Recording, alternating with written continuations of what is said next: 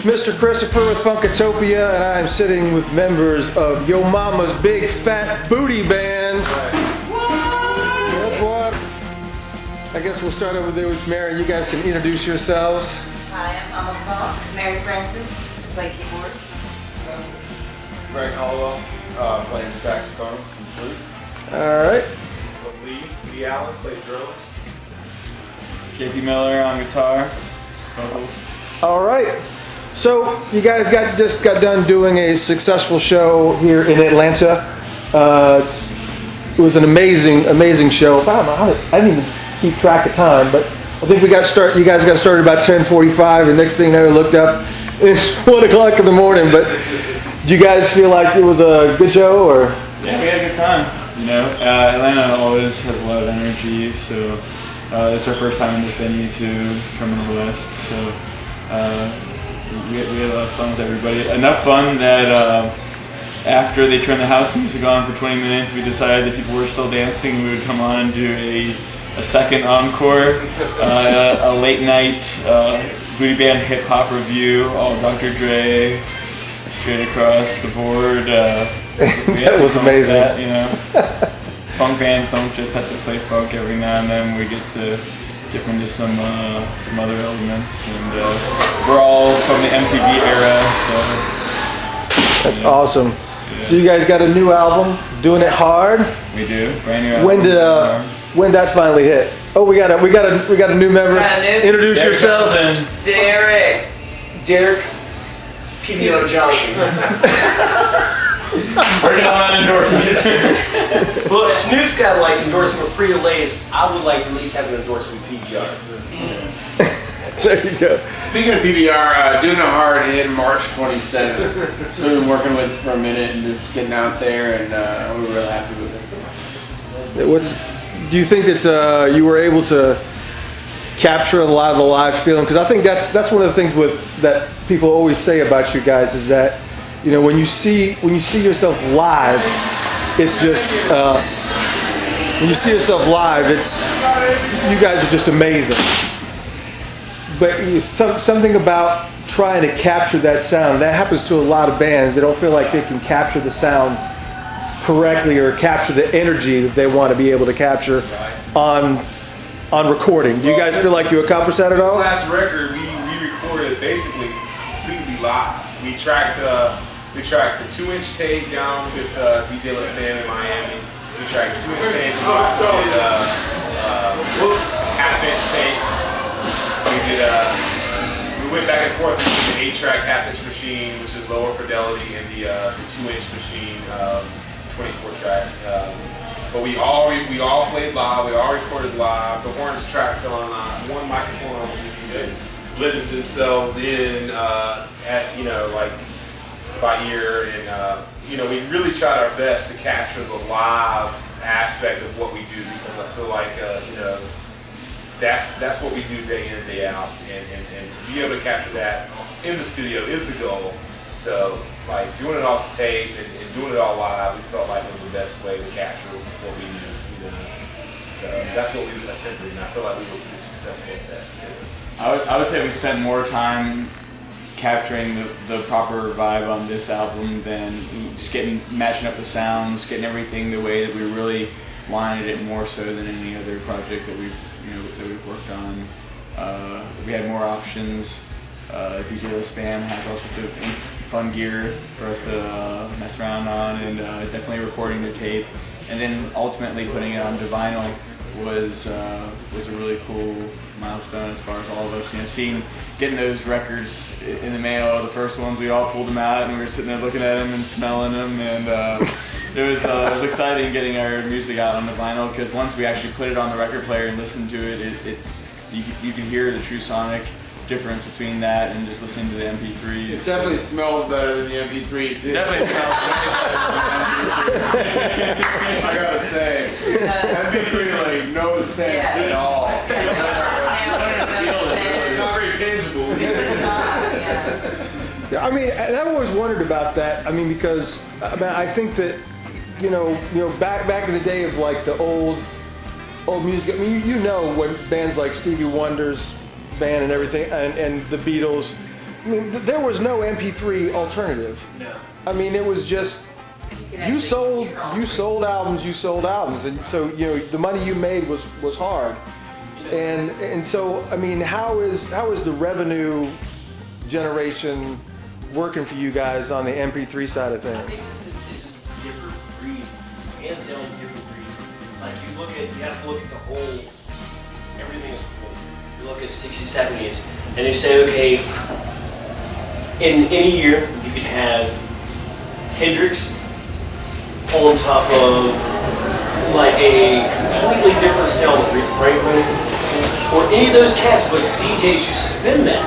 They spin in rotation. You have an eclectic sound in any rotation, and nowadays it's become very homogenized.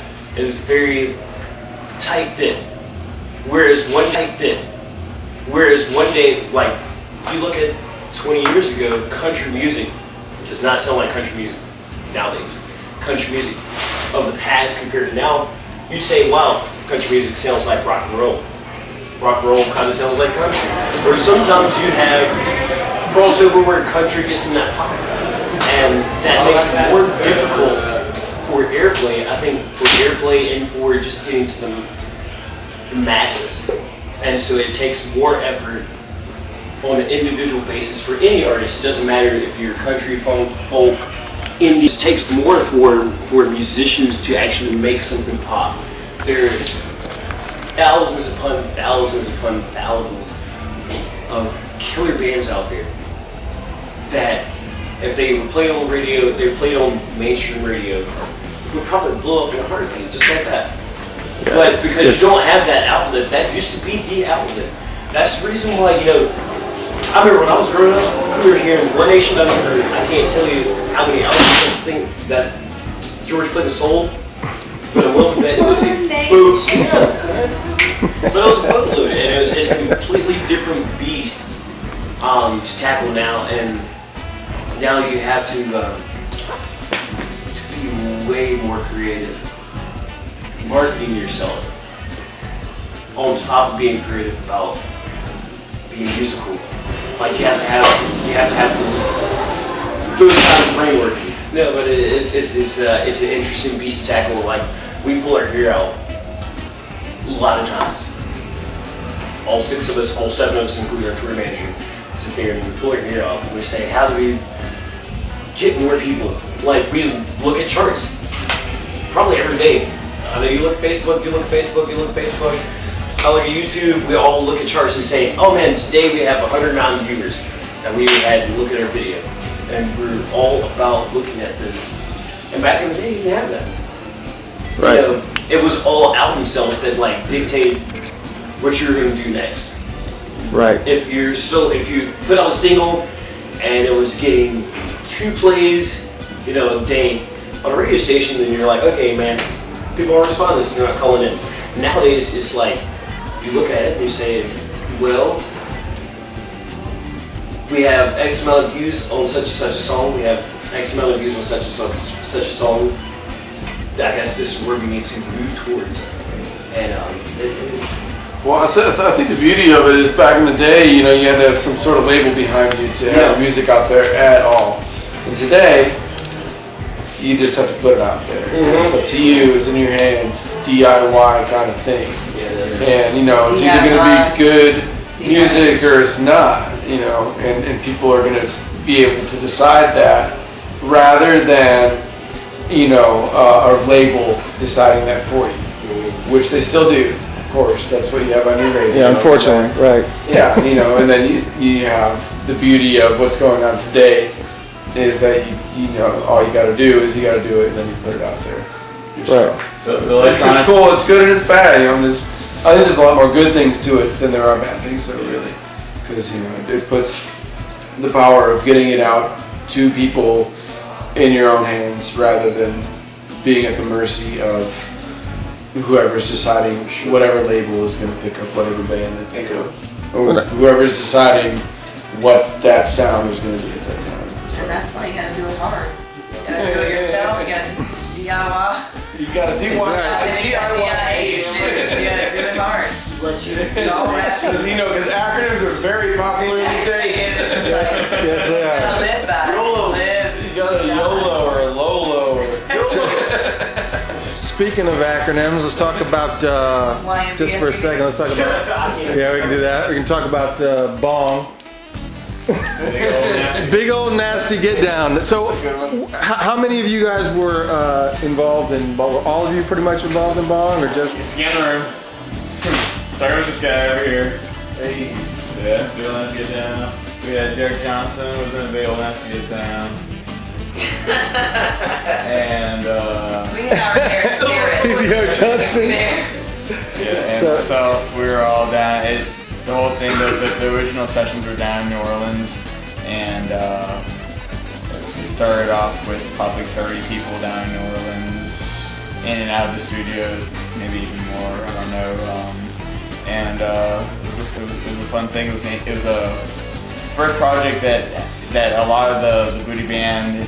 It was pretty much half of the booty band at the time went down to New Orleans and linked up with a bunch of other awesome musicians, including a lot of the P-Funk cats, the members of Galactic, the B-Boys, Gary Dozen Brass Band, Comes to Funk, a bunch of really awesome funk bands that we admired and dug their sound. Everybody, it was the interesting part about the whole thing was we were bringing together people that had never met each other and putting them in a room and saying, hey, let's all get down, have some fun and write some music. And everybody, before they even got a chance to talk to each other on a personal level, we were already communicating via their instruments, which was a really fun thing to witness and be a part of. So, that's how that, and it's evolved and kept changing, and it's turned into a live show that has a continuously revolving lineup. And but the three of us were part of the original recording session that started in New Orleans and continue on through. Actually, we laid some tracks down here in Atlanta at Tree Sound Studios and all over the place. And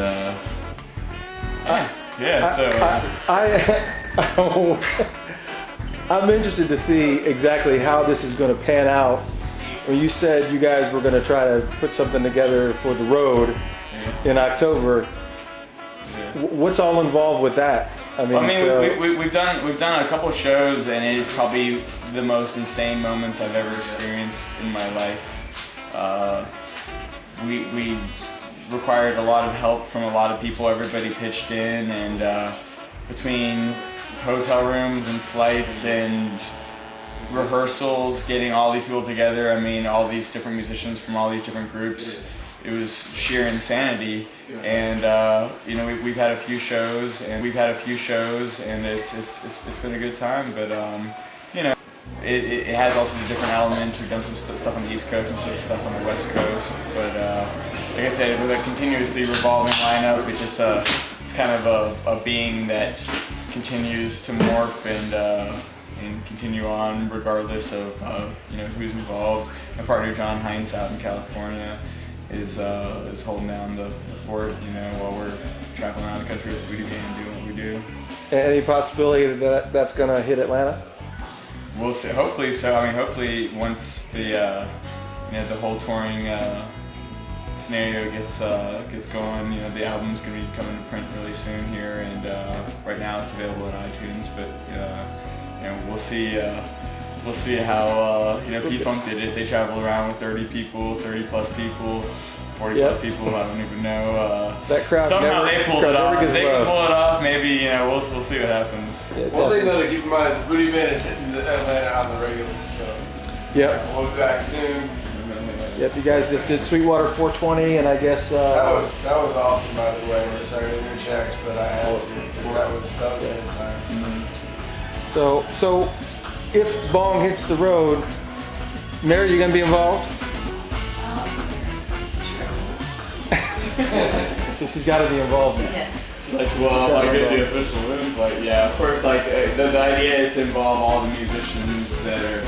There's so many bands. Everybody's a bunch of bands. Everybody's we're all a big family, a big musical family. So it's just throwing everybody in the mix, and whoever's there, whoever's available.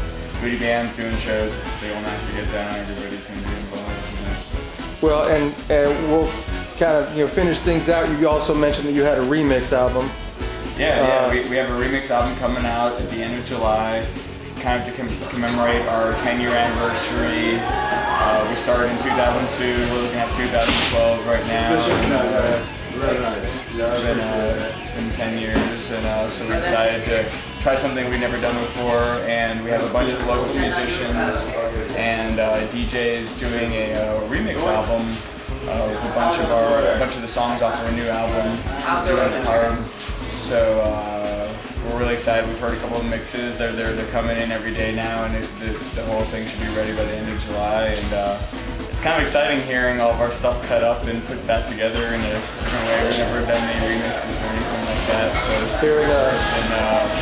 Hearing working with some people's working with some cool people that we're really excited about hearing what they have to offer. And not only they're doing some remixes, but they're also bringing us back in and relaying additional vocal tracks and some horns and just doing some interesting stuff that's not typical of your average remix album. So looking for that at the end of July.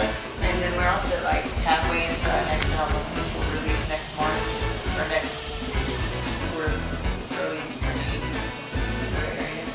Awesome. We've already recorded half the album. Keeping it coming. Yeah. New music on a regular basis. Well, that's pretty much all I have. I know we could probably talk all night, but you guys just got done doing the show. You probably want to wind down, hang out with the fans and stuff. Mr. Christopher with Funkatopia, with members of Your Mama's Big Fat Booty Band here, there, and everywhere. We'll see you guys later. Signing off. Thanks, Chris. Thanks, y'all. See y'all. Hasta la, bye-bye.